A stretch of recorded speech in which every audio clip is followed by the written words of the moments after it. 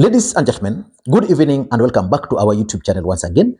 And it is my hope and prayer that this video is actually going to find you guys in good health. Personally, I am fine, as you can see. Kisumu is also fantastic, and maybe you could also let me know where you are watching the video from, the county or the country, in case you are out of the republic. Ladies and gentlemen, Stephen Kalonzo Musyoka was today the chief guest during Honorable Uhuru Odinga's Thanksgiving birthday party in Bondo.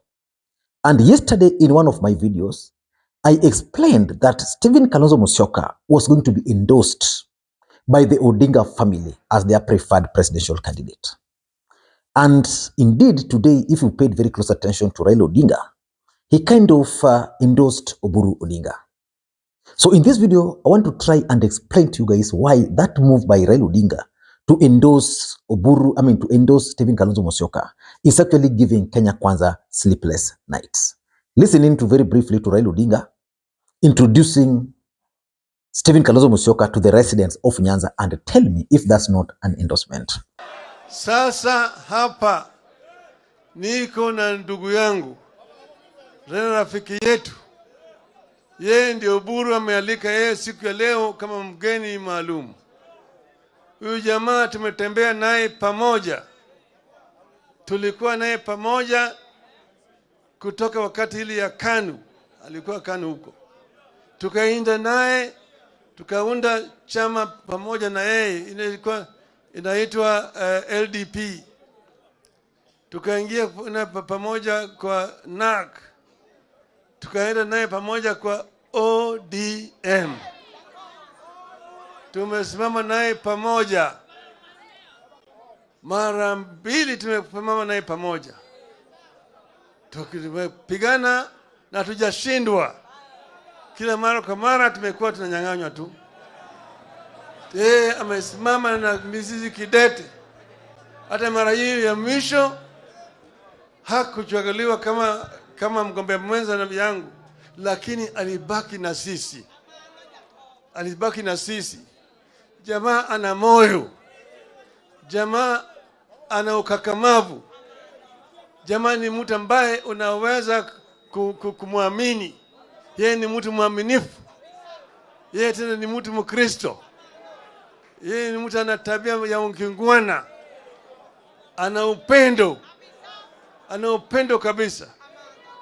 Juzi nilisikia kama Ruto alikuwa pande anasema to, mimi najua baba hata simama. Sasa mimi nitakuwa na Kalonzo tu. Anaongea juu ya Kalonzo kama Kalonzo ni kama yeye. Kalonzo ameshinda bwana Ruto mara 10.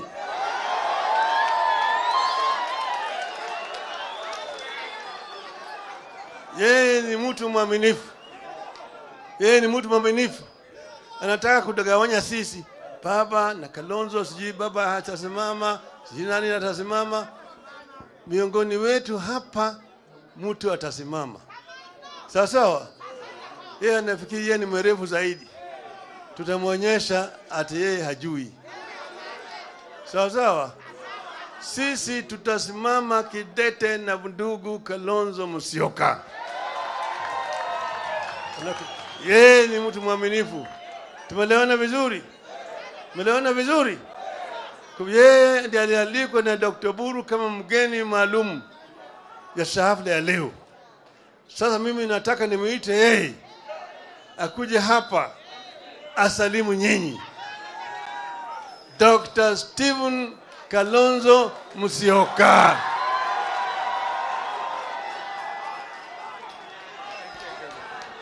Thank you so much.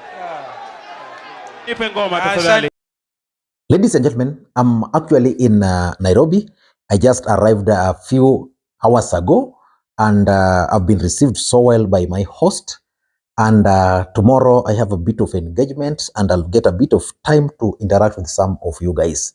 Now, let me try and explain to you guys very briefly, why the move by Raila Odinga is actually causing serious political headache for William Ruto. Number one, there is the game of numbers. How did William Ruto and Uhuru Kenyatta manage to defeat Raila Odinga in 2013? Let's begin there. It was because of the alleged tyranny of numbers. That is the Kikuyu votes and the Kalenjin votes. That's again what propelled them again in 2017. Of course, there's the element of rigging. Then we have now the 2022. How did William Ruto manage to get himself declared the president of the Republic of Kenya? Again, tyranny of numbers. Have the Kikuyus, have the Kalenjins, and then try to get perceptionally a few votes here and there. The entry of Stephen Kalonzo Musyoka is going to spoil for William Ruto's game of numbers or the tyranny of numbers. I'm saying this because if you look at Kalonzo Musyoka, most people don't believe it, but if you look at Kalonzo Musyoka, he's coming with the numbers. Kamba votes is now blocked, especially after what happened in Mavoko. I can assure you, not a single Kamba will vote for Ruto and Kenya Kwanza. So Kamba is going to be locked. Now, with the public endorsement of Kalonzo Musyoka by Raila Odinga, I can assure you that Nyanza is locked. Of course, Ruto will get again a bit of foothold, maybe 10%, but Nyanza is locked. Now, the challenge now for Ruto is going to be the mountain, because in the mountain, they've always voted against Raila Odinga. If Raila Odinga is not in the picture, what will they be voting against? That is their biggest headache. And that headache is enough to send them home. So game of numbers favors Kalonzo. But as long as Kalonzo is serious, as long as Kalonzo Musyoka can get funding, as long as he can come up with a better strategy, I can assure you, Kenyans today are better. They are angry with Kenya Kwanza because they believe Kenya Kwanza has actually failed. So that's number one. Number two, that move is going to force Kenya Kwanza back again to the drawing board. Why? Kalonzo Musyoka is totally a different ballgame, which means Kenya Kwanza are likely to now figure out the running mate. Because in 2022, running mate had to come from the Kikuyu nation for them to win the Kikuyu. This time around, they might be forced to go elsewhere to lock the other regions, like for example, Western Kenya. And that's where the problem is. In fact, I've been thinking that maybe William Ruto, as the president of the Republic of Kenya, already knew Raila Odinga and Kalonzo Musyoka's game plan. And that's why he's been trying to reach out to Musalia Mudavadi. So which means Kenya Kwanza will have to deal with a new running mate. And if they have to maintain Rigathi Gachagua, then again, they must be worried about the other places. It's totally different ballgame. The messaging will have to be different. Because if you've always used Raila Odinga, Raila Odinga kura yake itaibiwa, this time it's not Raila Odinga. Raila Odinga babake ni dynasty, this time not Raila Odinga. In fact, the biggest threat for them now is the story of the dynasty, because William Ruto has always used the dynasty narrative to advance his Kikuyu or Raila Odinga phobia. And number three, I'm also talking or looking at Raila Odinga phobia. You know, in the Kikuyu nation, they've created the Raila Odinga phobia to an extent that the people who vote against Raila Odinga even without listening to him. Now, for the first time in a long time, we are going to have a candidate who is being supported by Raila Odinga, but Raila Odinga is not going to be a candidate. During the last election, I think who was that? There was a story that a politician was telling the people of the mountain that they just needed to show the people the image of Raila Odinga like this, and that was enough for them during the campaigns. So Raila phobia is not going to be there. And remember, majority of Kenyans are disappointed with this government as we speak. So it's going to be different ballgame. Number four, Kalonzo Musyoka is actually considered a moderate, is considered a compromise candidate. Why do you think Raila Odinga has never been the president of the Republic of Kenya? Because the West believe that Raila Odinga is not going to suck up to them. That Raila Odinga is not going to follow whatever they're telling him. You see, like currently, there is the war in Russia. Ruto has already taken a stand, which is what the West want him to do. Raila Odinga will not do that. So Kalonzo Musyoka, as a candidate, would present different dynamics for the West.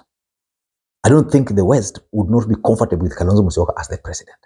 So it means the West will now have to weigh between Ruto and Raila. I mean, between Ruto and Kalonzo for that matter. And lastly, there is also the fear of the unknown in Kenya Kwanza. What do I mean? The fear of the unknown is that they don't know what to do. They don't know what next. They don't know how to deal with the whole situation. Because we now have Raila Odinga out of the equation. We have Uhuru Kenyatta out of the equation. In 2022, it was Raila, Uhuru. That's what they used to rally their supporters. What will they use this time around? So there's that fear. They even don't know whether Uhuru, Raila, all these guys are going to gang up and fund Kalonzo. So there's just that fear of the unknown. I don't know what you think, but that's my take. Tomorrow, I'll do a comprehensive analysis about the whole thing. Until next time, this is Lee Makwiny. Bye-bye.